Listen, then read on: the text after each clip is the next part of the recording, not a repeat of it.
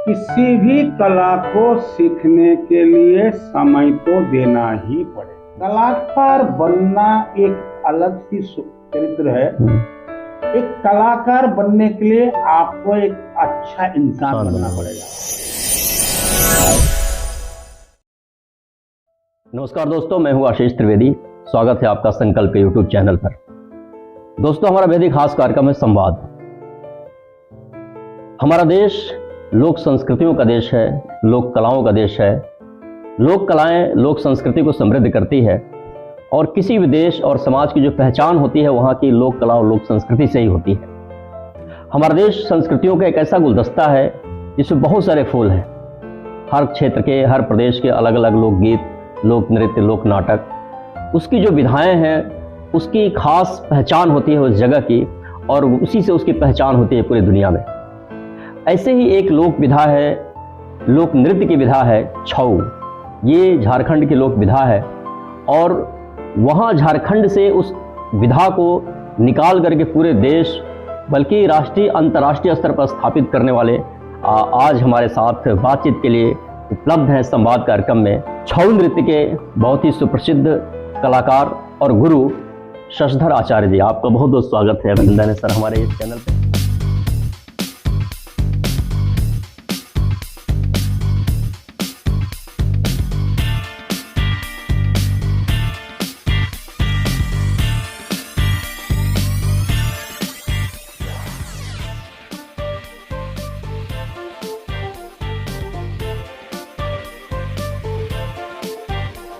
शशधर आचार्य जी, झारखंड से निकल करके पूरी दुनिया में आपने इसको स्थापित किया और पद्मश्री सम्मान मिला आपको इसके लिए, छऊ नृत्य के लिए। तो शुरुआत सर हम इस बात से करेंगे कि पहले तो हमारे दर्शक ये जानना चाहेंगे कि छऊ नृत्य है क्या। जैसे अलग अलग प्रदेशों की जो लोक नृत्य विधाएं हैं, तो झारखंड के लोक विधा के रूप में अगर देखें, लोक नृत्य की विधा में, तो ये छऊ किस रूप में हम देखते हैं इसको? देखिए, भारत में जितनी नृत्य पद्धति है जी या डांस फॉर्म है जी, हर नृत्य की उत्पत्ति और विकास के बारे में ये कहा गया है ये किसी न किसी खास जगह से, किसी न किसी त्योहारों से, फेस्टिवल से जो जनता मनाती रहती है, और ये डिपेंड करता है कि ये कला किस जगह से, किस क्षेत्र से बिलोंग्स करता है। तो छऊ एक ऐसा विधा है, छऊ नृत्य जो है ये इसकी उत्पत्ति ओड्रो देश यानी उड़ीसा से हुआ है जी। आजादी के बाद जो छऊ की जगह थी उस जगह को 3 भागों में बांट दिया गया। तभी आज आप ये 3 छऊ देख रहे हैं। अभी हम बेसिकली उड़िया हैं जी, लेकिन हम झारखंड में हैं अभी, ठीक है। लेकिन ये झारखंड की तो कला नहीं है। अच्छा, कैसे हो सकता है? अभी आंध्र प्रदेश को 2 टुकड़ा किया गया, क्या ना जी, तो उसमें कुचिपुड़ी किसका है? कुचिपुड़ी, हाँ, किसका डांस है? आंध्र प्रदेश का। अभी भी बोल रहे हैं हम आंध्रा का है। हाँ। क्योंकि तेलंगाना का तो नहीं बोल सकता ना। अभी तेलंगाना में वो जगह चली गई। बिल्कुल, अभी तो कला संस्कृति, वहां के लोग जिस जगह में कला पनपी है उस जगह का परिवेश को लेकर कला संस्कृति बढ़ती है जी।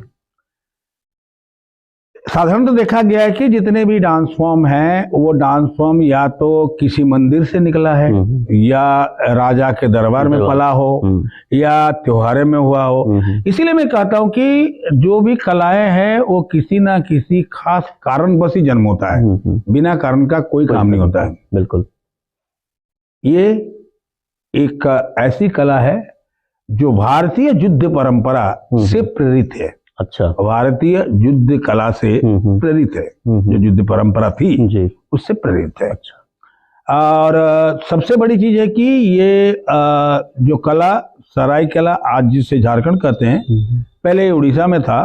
ये सरायकला के सिंहभूम डायनेस्टी में 1205 एडी में शुरू हुआ। 1205। इससे आगे मुझे कुछ मिलता नहीं है इतिहास। मैंने अपने रिसर्च के दौरान जो भी मिला वो मैं बता रहा हूँ आपको। 1205 एडी में इसकी शुरुआत मिलती है। अच्छा।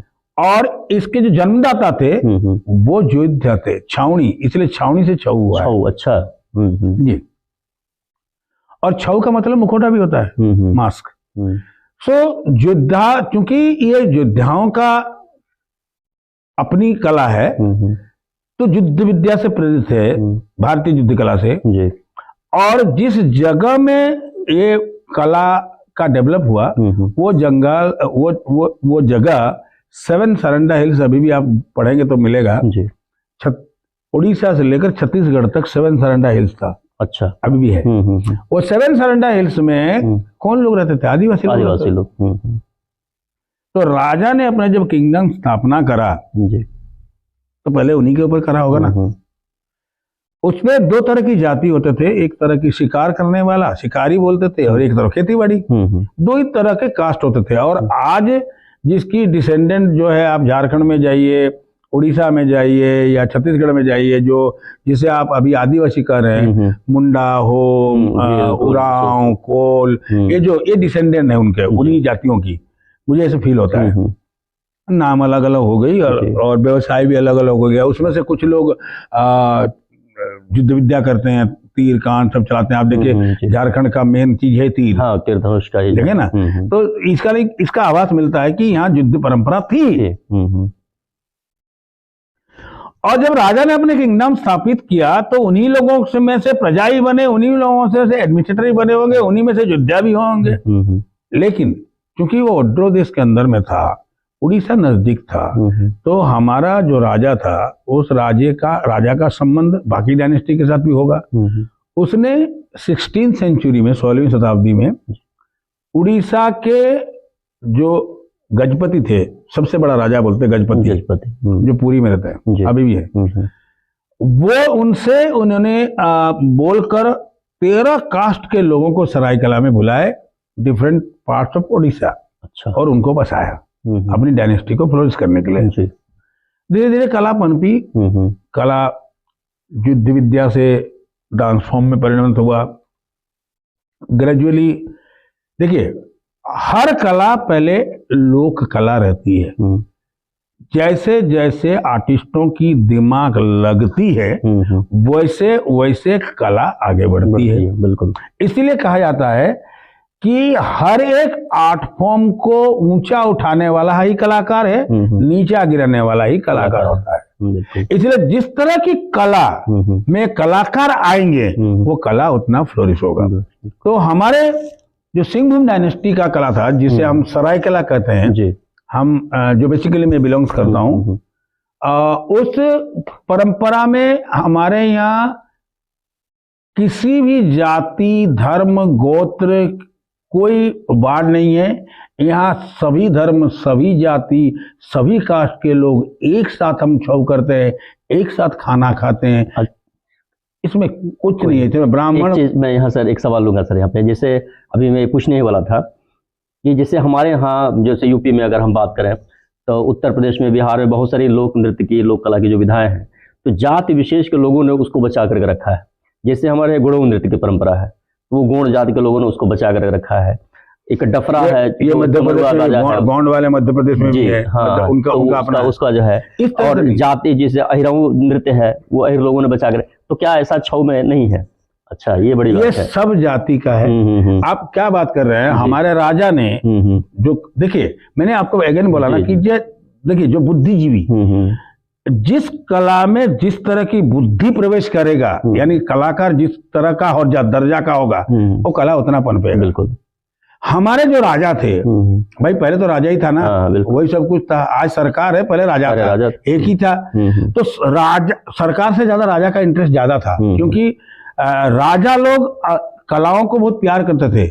अब दरबार में बिल्कुल बिल्कुल। तो जब 13 कास्ट के लोग हमारे यहाँ सरायकला आए, हम भी आए हैं, उड़ीसा से आए हैं हम लोग सब। हमारी फैमिली आई थी, राजा का राजपुरोहित थे, हम ब्राह्मण हैं। लेकिन अब कहिए बाई चांस और बाय लक और बाय ट्रेडिशन कुछ भी हुआ, हमारे फैमिली में 2 व्यक्ति पैदा हुए, एक कलाकार और एक पुजारी। और अभी तक वो ट्रेडिशन चलती हुई आ रही है हमारी। लेकिन हम तो, मेरे पिताजी के हम 4 भाई हुए, 4 बेटे हुए, हम 4 भाई हैं, चारों कलाकार हैं हम लोग। अच्छा, चारों छऊ करते चारों हैं, छऊ इसके करते सिवा कुछ करते ही नहीं है। धीरे धीरे, तभी ने कहा ना, देखिए चीजें रो होती है, रो से धीरे धीरे फिर एक समय आता है जिसमें कला को लोग समझने लगते हैं, फिर उस पर दिमाग लगती है और वो कला जाके नाट्य धर्मी हो जाता है, लोक धर्मी से नाट्य। आपको बात मालूम है, अभी पिछले महीने की बात बता रहा हूँ, department of culture, government of India ने छऊ को 9th शास्त्रीय नृत्य के रूप में घोषित कर दिया। अच्छा, 9th, अरे वाह, 8 थे, 9वां छऊ आ गया, बहुत बढ़िया। और अभी 2 महीने के पहले की बात बता रहा हूँ। तो ये क्या हुआ, ये कौन करा? किसी ने किया, हम लोगों ने, हम आर्टिस्टों ने किया, क्योंकि हमने इसको कोडिफाई किया, हमने बताया कि हाँ कोडिफाई किया, हमने बताया कि भाई ये चीज। देखिए, शास्त्र अपनी जगह है, प्रयोग अपनी जगह है। मैं प्रयोग को ज्यादा मानता हूँ। शास्त्र ठीक है, शास्त्र किसने लिखा है? आपने देख के लिखा है, हमको देख के लिखा है, हम आर्टिस्ट हैं, हम करेंगे तभी तो आप लिखेंगे ना। बिल्कुल। तो जब शास्त्र को देख के लिखी गई है तो इसका मतलब प्रयोग बड़ा चीज है ना। बिल्कुल, मैं प्रयोग को बड़ा मानता हूँ। अगर मैं, कला जो है परफॉर्मिंग आर्ट होता है, प्रयोग है ना, प्रयोग है वो जी। अब प्रयोग में तर्क वितर्क करते हैं कि भाई ये अच्छी नहीं लगी, ये अच्छी लगी, करते हैं, लेकिन क्यों अच्छी नहीं लगी इसका भी जस्टिफाई होता है, और क्यों अच्छी लगी इसका भी जस्टिफाई करते हैं हम। अगर भरत मुनि ने लिखा है कि जो मैंने लिखा है वो तो देख के लिखा है जो सच में, लेकिन जो मैंने नहीं लिखा है वो आप कर सकते हैं, लेकिन आप उसको जस्टिफाई करके करना। लोगों को जस्टिफाई करना कि हमने ये कुर्सी यहाँ रखी है, क्यों रखी है, बैठने के लिए रखी है, सोने के लिए रखी है, अब जस्टिफाई करो। तो कला पीढ़ी दर पीढ़ी जब चलते हुए आती है, जब ट्रांसफर होता है, ट्रांसमिट होता है। मैं इस कला का 5वीं जनरेशन का हूँ, 5th जनरेशन, मेरे 4 जनरेशन आगे काम कर चुके हैं इस कला में, उस परंपरा को लेकर के जी। तो 5वीं जनरेशन जब मैं आया तो मुझे ऐसा लगा कि नहीं, ये कला तो फिर बहुत समृद्ध है, इसको तो और भी कुछ चेंजेस कर सकते हैं। तो मैंने अपने ढंग से उसके म्यूजिकल एस्पेक्ट को पकड़ा, क्योंकि मुझे वो कमजोर लग रही थी, उसको बढ़ाया मैंने। उसकी कॉस्ट्यूम को पकड़ा, वो बढ़ाया मैंने। तो ये धीरे धीरे जो चेंजेस आते हैं, कला और निखरती है। फिर डांस और थिएटर की जब बात हम करते हैं, देखिए सबसे पहले तो हमारा थिएटर था, और थिएटर में सब कुछ था। ये तो अलग है कि डिस्टिंग करने के लिए म्यूजिक को अलग कर दिया गया, विधाएं अलग अलग 3 हो गया। जैसे अभी थिएटर को कितने तरह से बांट दिया हमने, मॉडर्न थिएटर, ये स्ट्रीट थिएटर, ये फोक थिएटर, ये क्लासिकल थिएटर, ये मॉडर्न, ये लिरिकल थिएटर, ये फिजिकल थिएटर, कितने बांट दिए अलग करने की। लेकिन है तो एक ही, बिल्कुल है तो थिएटर ही भाई। थिएटर नहीं, मेन चीज क्या है, थिएटर का काम क्या है, एक्सप्रेशन। हर कला का काम ही एक्सप्रेशन। संगीत में भी एक्सप्रेशन है, नृत्य में भी एक्सप्रेशन है, एक्टिंग में भी एक्सप्रेशन है, पेंटिंग में भी एक्सप्रेशन है। अब देखिए जितनी कलाएं हैं, सब कलाओं में एक ही ध्येय होता है, वो है परफॉर्मेंस, वो है दर्शाना लोगों को। कोई कान के जरिए सुन रहा है, कोई आंख के जरिए देख रहा है, कोई महसूस कर रहा है, यही होता है जी। तो इस परंपरा में, छाऊ की परंपरा में, पहले आपको ये भी पता होना चाहिए कि जितनी भी डांस फॉर्म था, आज जिसे आप शास्त्रीय कहते हैं या लोक नृत्य कहते हैं, सभी परंपरा में पुरुष ही करता था, स्त्रियां नहीं थी पहले। हाँ, नेवर। ये 19th सेंचुरी, मुश्किल से 18th-19th सेंचुरी है जहाँ स्त्रियां आना शुरू हुआ, और देवदासी प्रथा को मिलाया गया मंदिर, तब जाके स्त्रियां आई। वो उसमें बीच में डूब गया, नहीं तो फिर उड़ीसा में गोटीपुर नृत्य क्यों बनता, लड़के लड़की बनके क्यों करते। तो ये कुछ ना कुछ तो हुआ होगा। तो मुझे ऐसा लगता है कि लड़कियां तो 19th सेंचुरी में आई है हर फील्ड में, अदरवाइज पुरुष ही करता था। इसलिए नाट्य शास्त्र में जो वृत्ति लिखा गया था, उसमें 4 वृत्ति है ना, आरवट्टी, कौशिकी और तो कैसिकी वृत्ति मतलब पुरुष ही स्त्री बनकर करना को कैसिकी वृत्ति कहते हैं। अब कैसिकी वृत्ति धीरे धीरे हट रहा है, अब देख रहे हैं, अब तो लड़कियां आ रही हैं, धीरे धीरे हट रहा है। नौटंकी क्या था, नौटंकी में पुरुष ही करता, माच करता था पुरुष, सब जितने भी अब देखे पुरुष है। हमारे विदेशिया की परंपरा छऊ में देखिए, छऊ में भी पुरुष करता है। अब धीरे धीरे चेंज हो रही है, स्त्रियां। क्या छऊ में भी स्त्रियां अब आ रही हैं? आ रही, अच्छी स्त्रियों की प्रवेश हो चुके हैं, लेकिन छाऊ की मूवमेंट की जो इंटेंसिटी है, कई मामले में वो स्त्रियों के लिए ठीक वही मैं बात करने वाला था कि वो इतना एनर्जेटिक डांस होता नहीं है। एनर्जेटिक है, एनर्जेटिक एनर्जी तो एनर्जेटिक तो आप स्त्रियों से भी करा सकते हैं, ऐसा बात नहीं है। दोनों अंग होते हैं, स्त्री में भी पुरुष अंग होता है और पुरुष में भी स्त्री अंग होता है ना, हम जागृत कर सकते हैं। लेकिन कुछ ऐसी चीजें हैं जो स्त्रियों की शारीरिक दृष्टिकोण से हानिकारक है, इसीलिए हम उसे स्त्रियों को नहीं सिखाते हैं।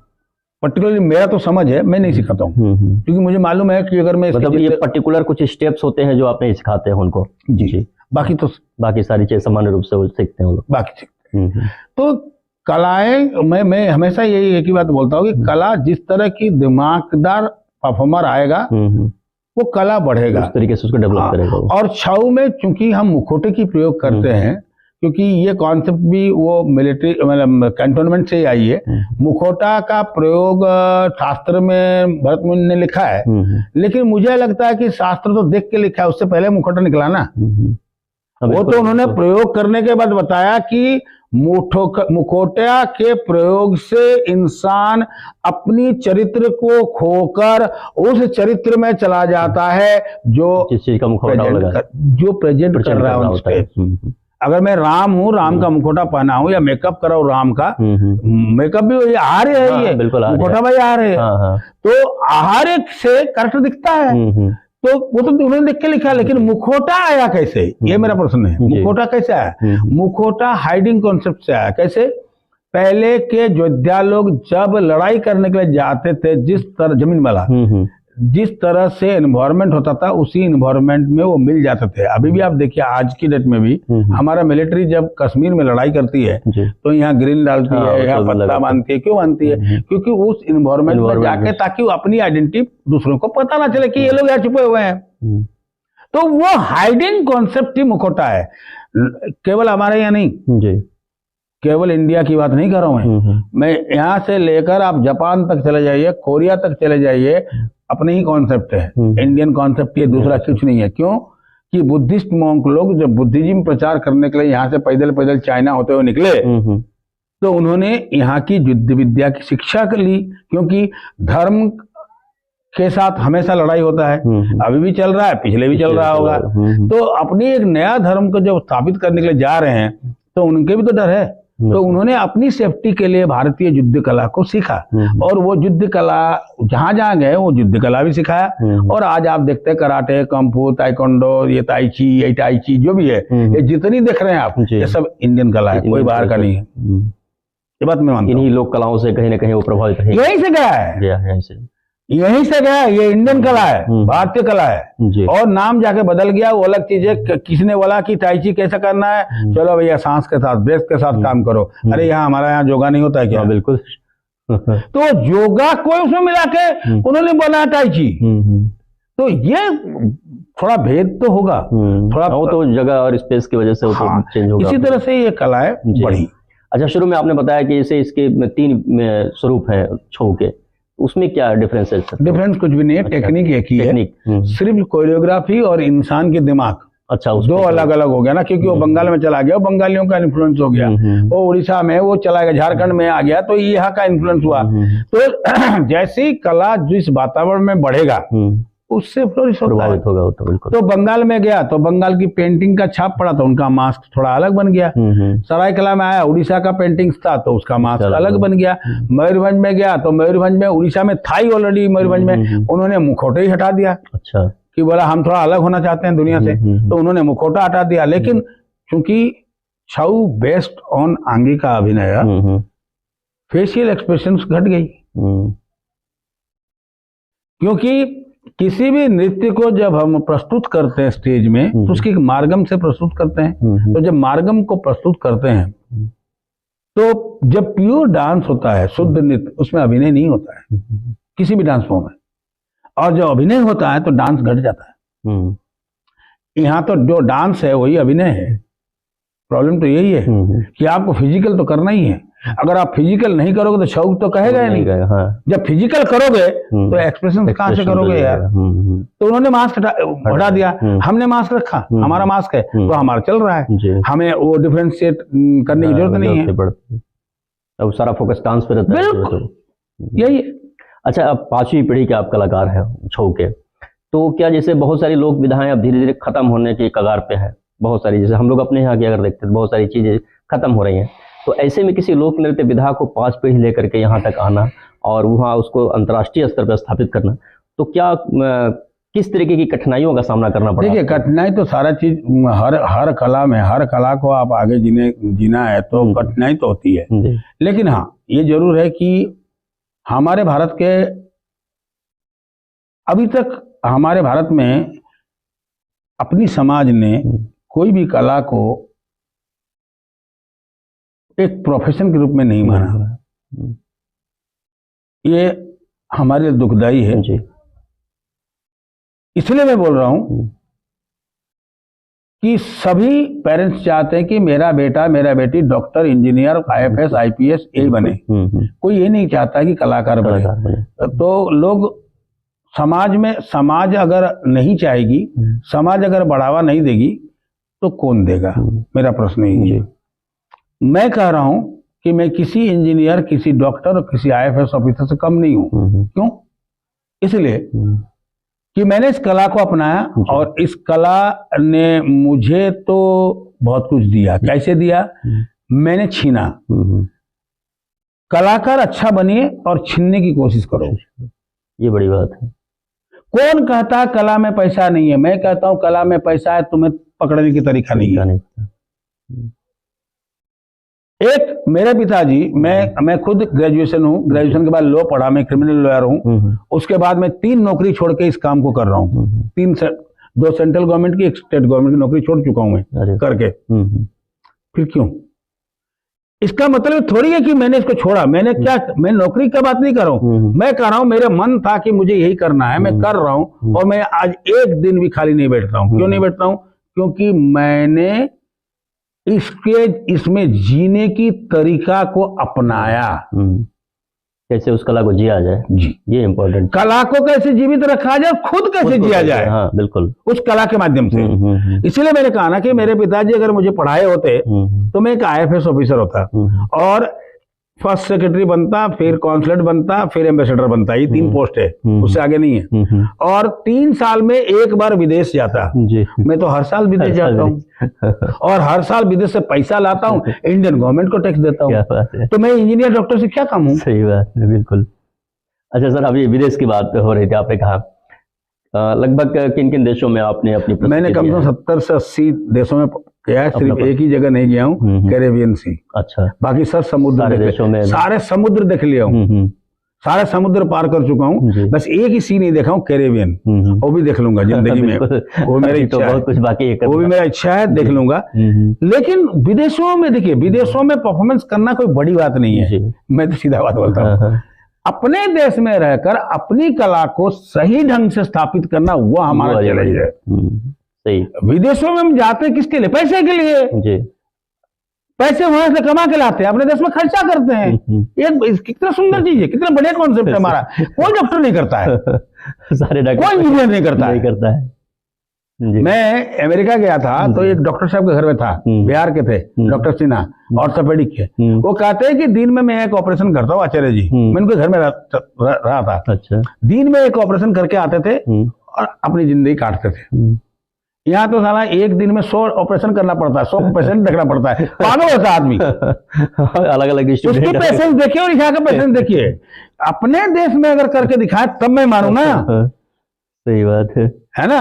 वहां तो पैसे मिल जाएंगे आपको, एक ऑपरेशन दिन को करेंगे, महीना में 10-30 ऑपरेशन करे, यहाँ से 4 गुना पैसा ज्यादा मिल गया। यहाँ पे ऑल इंडिया में जाके बैठ के एक बार देख लीजिए कितना लाइन लगती है, उसी से पता चलता है कि कितने काम है। तो यहाँ जो काम करेंगे, देखिए हमारे देश में पैसे नहीं है, लेकिन हमारे देश में इज्जत है। अमेरिका जाते हैं लोग खुशी से, हम कहाँ जा रहे हैं? अमेरिका। वहां तो पैसा फेंक तमाशा देख होता है। हम परफॉर्मेंस करने जाते हैं तो हमको पता है कि यहाँ $2000 मिलेगा तो हम कर लेंगे, बस हम $2000 के लिए जाते हैं। वहाँ परफॉर्मेंस क्या होता है ये हमें पता है। लेकिन इंडिया में अगर 200 रुपये मिलता है ना, जब हम परफॉर्मेंस करने जाते हैं तो हमारा आत्मा सूख जाती है, क्योंकि कला को समझदार है यहाँ पे। बिल्कुल। बहरों के, सुनिए, बहरों के आगे अगर मूली चबाया जाए, वो तो आवाज ही नहीं आएगी। जिसके कान में सुने तो उसको मूली खा के दिखाओ ना।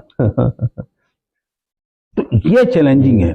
मैं इस चैलेंज को स्वीकार करता हूं जो अपनी भारत वाला, क्योंकि अपना देश है, अपना सब कुछ है, अपना यहाँ का समृद्ध कला है। इस कला को यही अगर स्थापित कर पाए, जैसे आज अगर इसको शास्त्रीय नृत्य में गवर्नमेंट ने कह दिया तो कितना स्ट्रगल के बाद बना है, बिल्कुल कितना लिखा पढ़ी के बाद बना है। ये तो अमेरिका में बैठ के नहीं हो सकता, नहीं हो सकता बिल्कुल, ये तो भारत में ही हो सकता है। अच्छा सर, आप राष्ट्रीय नाट्य विद्यालय में गेस्ट फैकल्टी हैं, FTI भी जाते हैं आप, तो एक जो रंगमंच की जो विधा है अभिनय, तो अभिनय और छऊ इन दोनों का क्या संबंध है? और देखिए छऊ का मैं पहला व्यक्ति हूँ जो छऊ को यहाँ लाया अभिनय के साथ, एक्टर के साथ जोड़ा 1988 में। अच्छा। NSD में मैं 88 में आया हूँ और मुझे रतन श्याम सर लाए थे।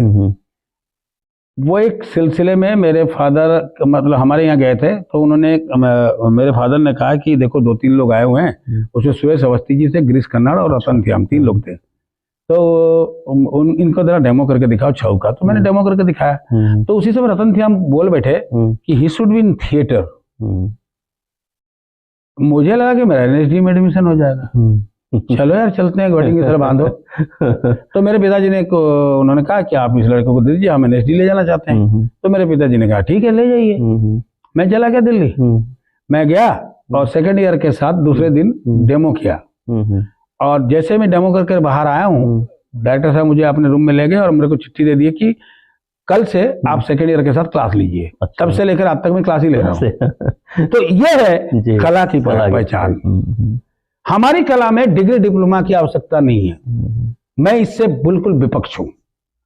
इसीलिए अभी क्लासिकल हो गया, अब सब लोग यूनिवर्सिटी में ऐसे नोचेंगे हम लोगों को, है ना, लेकिन मैं एकदम साफ पक्ष नहीं हूँ कि यूनिवर्सिटी में डिग्री डिप्लोमा मिले। क्यों कि डिग्री डिप्लोमा में मिलने, देखिए अच्छा चीज है, खराब नहीं है, लेकिन वो एक अलग लाइन है, और ये एकेडमिक बन करके रह जाता है, एक बन प्रैक्टिकल अलग चीज, प्रैक्टिकल अलग चीज है। जो व्यवहारिक ज्ञान और प्रैक्टिकल नहीं है, वो थ्योरी कितना ही पढ़ ले उससे कुछ नहीं होने वाला है जिंदगी में। इसीलिए हमारे NSDN यूनिवर्सिटी में पढ़ा लेते हैं, यूनिवर्सिटी वाला NSD में नहीं पढ़ा सकते।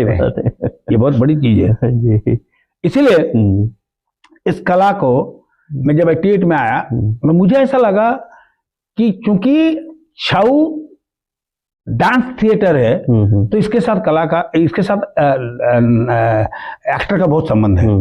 और मुझे लगा भी कि एक एक्टर के लिए, देखिए हम उनको डांसर नहीं बनाते हैं, मैं छऊ से इन एक्टरों को डांसर नहीं बनाता हूँ, मैंने उनको एक बॉडी डिसिप्लिन देता हूँ कि एक एक्टर को क्या चाहिए, तरीके से रहना, एक अच्छा बैलेंस चाहिए, एक अच्छा फ्लेक्सिबल बॉडी चाहिए, एक अच्छा इनर स्ट्रेंथ चाहिए, और एक स्पेस को मेंटेन कैसे किया जाए, चाहे जमीन हो और हवा में हो, भूमि में हो या आकाश में हो, वो स्पेस को कैसे मेंटेन करता है अकेला एक कैरेक्टर, वो छऊ एक्टर को देता है। पूरी फैमिली आपकी इन्वॉल्व है इस छऊ नृत्य में, तो जैसे आपके बच्चे या जो भी हैं, तो क्या उनको भी इस विधा में आप रखना चाहेंगे या फिर उनको? मेरा एक ही इकलौता पुत्र है। अच्छा। और मेरा एक ही बेटा है जी, वो अभी आर्कोलॉजिकल सर्वे ऑफ इंडिया में PhD कर रहा है जी। और उसने मेरे को बोल दिया है कि पापा मैं तो नौकरी नहीं करूंगा, मैं करूंगा तो यही। अच्छा। और वो अच्छा नाच रहा है, अभी वो नाच रहा है, आगे उसकी मर्जी, क्या करेगा। मेरे पिताजी ने थोड़ी मुझे कहा था कि संभाल कर रखना, मैं संभाल रहा हूँ ना, इतना संभाल लेगा वो भी। देखिए हमारी परंपरा में जब तक हम लोग हैं, हम एक ना एक आदमी को तो इंजेक्शन डाल ही देते हैं, वो इंजेक्शन काम करता है हमारा जी। तो हमारे परिवार में 2 बेटियां हैं, 2 बेटे हैं, 4 भाई का, दोनों बेटे नाचते हैं। वो छोटा वाला भाई का भी बेटा नाचता है, ठीक है। 2 भाई हैं, कोई ना कोई तो नाचेगा ही, कोई ना कोई तो करेगा ही। अब आगे आने वाला है, NSD में पढ़ाएगा कौन मेरे बाद, किसी को तैयार होना पड़ेगा। मैं तैयार कर रहा हूँ उसका जी, उसकी तैयारी चल रही है मेरी। मैं किसी ना किसी को तो भेजूंगा, क्योंकि स्कूल तो बंद नहीं होगी, हम भले चले जाएंगे, लेकिन स्कूल तो चलेगी ना, स्कूल के लिए तो बना के जाना है, ये हमारा धर्म है। बिल्कुल, कोई ना कोई तो आएगा, ये हमारा धर्म है जी, बिल्कुल। अगर हमने नहीं बनाया तो हमने जिंदगी में कुछ नहीं किया। सही बात, कुछ भी नहीं किया, इतने दिन खाली आचा खाली हमने। ये मेरा अभिप्राय है, ये तो मैं बना के जाऊंगा। अच्छा, जो नई पीढ़ी है, अगर हम छऊ की बात करें, छऊ के अलावा भी बहुत सारी जो लोक विधाएं हैं, तो एक तरह से देखा नई पीढ़ी भाग रही है उस फील्ड से। और दूसरा जो आज का जो सोशल मीडिया का जो प्रेशर है, जो दबाव है वो सोसाइटी पे, क्योंकि हर युवा पीढ़ी अब जैसे छऊ में मुझे लग रहा है कि एक लंबा समय देना पड़ता होगा, उसमें हार्ड वर्क है, मेहनत है, तब जा करके एक छऊ का कलाकार स्टेज पर आता है। किसी भी कला को सीखने के लिए समय तो देना ही पड़ेगा जी। ये कोई ऐसा चीज नहीं है कि आप आज देखें और कल सीख जाएं, नहीं है। आपको हर विधा को सीखने के लिए टाइम चाहिए। और दूसरा चीज है, ये विधाएं ऐसी विधाएं हैं जिसपे आपको पैसे खर्चा कम होता है, ज्यादा आपकी खुद की एनर्जी खर्चा होता है। इसलिए आपकी एनर्जी को रिस्टोर कर आप एनर्जी उस कला में लगाओ, तो आप इंसान बन जाओगे। जी। सीधी बात है मेरा। और जहां तक नई जनरेशन में एक ही प्रॉब्लम है, क्या बताऊं, ये जब तक बर्गर और चाउमीन खाते रहेंगे ना, ये जिंदगी में इंसान नहीं बनेंगे। क्यों? स्ट्रेंथ है नहीं, एनर्जी लेवल 0, बिल्कुल, तुरंत थक जाते हैं। इसीलिए कहते हैं कि जल्दी सीखो। कैसे सीखेंगे यार? पेशेंस चाहिए। किसी भी कला को सीखने के लिए पेशेंस तो चाहिए। और इनके हमारे और इनके समय में अंतर भी है। ये बहुत हमसे फास्ट है, लेकिन ये जो फास्ट जा रहे हैं ना, ये कहीं ना कहीं टक्कर हो जाएगा और ये गिर जाएंगे नीचे। क्योंकि इतनी फास्ट भागेंगे तो टक्कर होगा ना, संभल के चलेंगे तो टक्कर नहीं होगा। मैं एक ही चीज बोलना चाहूंगा, आप समय दें इसको, कला को समय दें। और कला डिवोटेशन की चीज है, आप उसे जितना अपना मानकर। और सबसे बड़ी चीज है कि कलाकार बनना एक अलग सी चरित्र है। एक कलाकार बनने के लिए आपको एक अच्छा इंसान बनना पड़ेगा, ये बहुत महत्वपूर्ण है पहले। दूसरा, कलाकार बनने के लिए आपको अपनी जो समय है उसकी अच्छी तरह से डिस्ट्रीब्यूशन कर कौन सा काम कब करना है वो भी चाहिए। टाइम बहुत महत्वपूर्ण चीज है। तीसरा चीज है जी। अगर आप सोचते हैं कि प्रोफेशन के रूप में आपको कलाकार बनना है, तो आप प्रोफेशनल एटीट्यूड लेके कलाकार बनिए, पार्ट टाइमर कलाकार मत बनिए। हाँ, होल डे पूरी तरीके से। पार्ट टाइमर कलाकार बनना है तो उसका भी एक हिसाब है, वैसे बनिए, है ना। नहीं तो आप दोनों में से किसी एक भी नहीं बनेंगे, ना प्रोफेशनल बनेगा ना पार्ट टाइमर बन पाएंगे। दोनों से ही आप निकल जाएंगे। और हमेशा कोशिश कीजिए कि आप जिस फील्ड में काम कर रहे हैं उसमें एक्सेल करें। क्योंकि आजकल ठीक है, रिकमेंडेशन चल जाती है, मैं मानता हूं इस बात को भी, मीडियोकर होकर रहना बहुत मुश्किल है। या तो आप करें अच्छा, हाँ, या फिर छोड़ दो, बिल्कुल, है ना। क्योंकि रोजमर्रा जिंदगी में आपको इसका एग्जाम देना है। ये डिग्री डिप्लोमा कोई काम नहीं करता, या डेली डिग्री मिलता है हम लोगों को। आज अगर हम क्लास अच्छा लिए तो बोलेंगे सर अच्छा थे, कल अगर बुरा ले लिए तो बोलेंगे सर बहुत। रोज एग्जाम देना पड़ता है इसमें, सही बात है। तभी मैंने कहा ना कि एक डिग्री डिप्लोमा यहाँ काम की चीज नहीं है, ये कोई परमानेंट चीज नहीं है। इसे आपको रोजमर्रा जिंदगी में आपको डेवलप करना ही पड़ेगा। और ये भी सही है कि कोई भी चीज को आप अगर रोजमर्रा जिंदगी में ठीक ढंग से करते हैं, जिसे आज इंग्लिश में कहते हैं साइको फिजिकल थिएटर बोलते हैं ना जी। ये तो हमारा 2022 पूर्व से चल रहा है, अभी है जी। तो साइको में बैठ जाता है, और जो साइको में बैठता है वो मरते दम तक वो रहेगा जी। इसलिए कला को अपने साइको में बैठाओ। दूसरा, अगर आप पुरुष हो तो कला आपकी स्त्री है सोचो, या कला आपकी बच्चा है जी। अगर स्त्री हो तो पुरुष सोचो, आपके हस्बैंड है वो कला, और कला या तो बच्चा है आपका। तो जिस तरह से आप हस्बैंड को रखते हो, जिस तरह से आप बच्चा को संभाल के रखते हो, उस तरह से कला को जब तक शरीर के साथ टच करके रखोगे कला रहेगी, डिटेच करोगे कला खत्म हो जाएगी। बहुत बड़ी बात है आपने, तो बहुत सारी बातें आपने बताई। सर, एक आखिरी सवाल मैं लूँगा आपसे कि जैसे पहले एक कहा था कि राजा महाराजा उसको संरक्षित करते थे लोक कलाओं को और ये लोक संस्कृति को, लोक भाषा को। आज वो जिम्मेदारी हमारे गवर्नमेंट की है, क्योंकि अब वो चीज़ें तो जमींदारी प्रथा खत्म हो गई, वो राजा रजवाड़े खत्म हो गए। सरकार कितना ध्यान देती है इन कलाओं को संरक्षित करने के लिए, और क्या हम उम्मीद करते हैं उनसे? देखिए, सरकार ने इतनी स्कीमें खोली है, बहुत सारी स्कीम है। ऐसा बात नहीं कि सरकार ने नहीं दिया ध्यान जी। लेकिन सरकार मॉनिटरिंग नहीं कर पाती है। और कैसे करेगी? इतने बड़ा देश है, सरकार को मॉनिटरिंग करना भी संभव नहीं है। क्योंकि मैं बड़े बड़े बोर्ड में बैठता हूँ, मैं कहता हूँ कि कुछ जिम्मेवारी हमारा कलाकारों का भी है। हम जैसे कलाकारों का भी है, जिनको एक सच्चा और ईमानदार होकर उन स्कीमों को सही ढंग से यूटिलाइज करना है।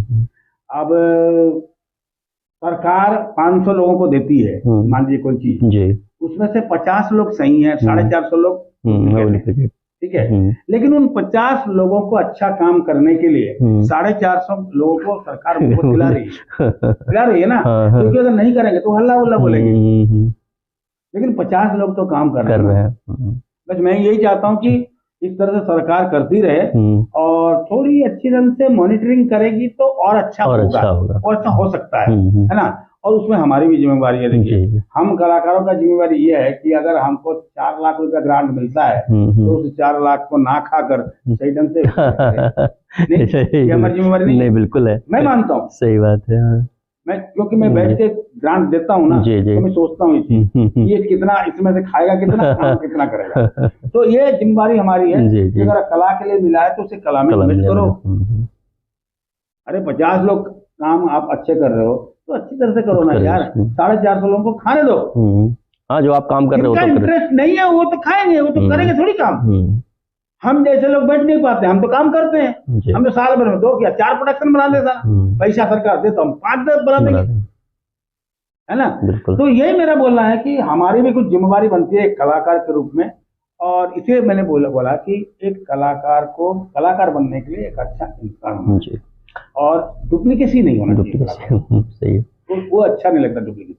अच्छा सर, छऊ के लिए कोई एकेडमी या कोई इस तरीके से इंस्टीट्यूट जहां आप प्रशिक्षण देते हो, या इस तरीके के देश में कहाँ किस तरीके से? मैं तो कोशिश करता हूँ कि अपना इंस्टीट्यूशन भी है, सरायकला में है, उसमें गेस्ट हाउस है, हॉस्टल है, म्यूजियम है, लाइब्रेरी है, मैंने सब किया है। अच्छा। विदाउट गवर्नमेंट का फंडिंग करते हुए मैं अपनी कमाई से बचा के मैं ये सब करता हूँ। और त्रिवेणी में भी मैं टीचिंग करता हूँ, दिल्ली में, है ना।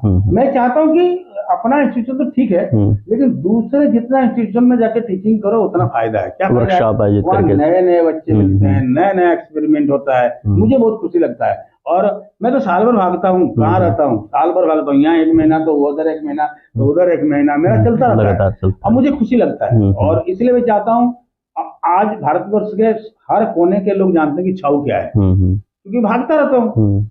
जितना भागेंगे उतना कला का परिचय मिलेगा।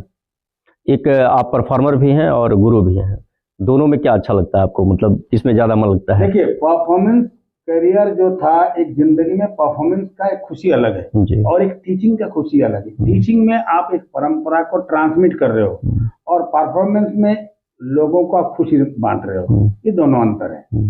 टीचिंग में रिस्की ज्यादा टीचिंग है ना कि परफॉर्मेंस है। टीचिंग ज्यादा रिस्क है। अगर एक गलत मूवमेंट आपने डाल दिया बच्चे के दिल में या बॉडी में, वो गलत वो आगे परंपरा बिल्कुल। लेकिन परफॉर्मेंस में अगर मान लीजिए आज आप गलत कर दिए तो वाइप आउट हो जाएगा, कल अच्छा कर दीजिए। इतना मुझे लगता है। इसलिए टीचिंग जब करता हूँ तो मैं एज ए परफॉर्मर अपने आप को भूलकर मैं एज ए टीचर सोच के करने की कोशिश करता हूँ कि किस चीज को डेवलप करेगा। परफॉर्मेंस करता हूँ तो मुझे लगता है कि मेरा परफॉर्मेंस है, मुझे जस्टिफाई करना है इस आइटम्स को, इसकी स्टोरी लाइन को, इसके कैरेक्टर को। ये सर आपने बहुत समय दिया हमको। और दोस्तों, हम लोग बातचीत कर रहे थे छऊ के बहुत ही सुप्रसिद्ध परफॉर्मर और गुरु शशधर आचार्य जी से। पहले ही मैंने बताया कि आपको इसके लिए पद्मश्री अवार्ड मिल चुका है और तमाम बहुत सारे पुरस्कार मिले हैं इसके लिए, और लगातार आप काम कर रहे हैं, ये बड़ी चीज़ है हम लोग के लिए। तो हमारा ये संवाद कैसा लगा आपको, आप हमें ज़रूर बताइए और जुड़े रहिए हमारे चैनल से। आपका बहुत बहुत धन्यवाद सर, आपने समय दिया, इसके लिए बहुत आभार।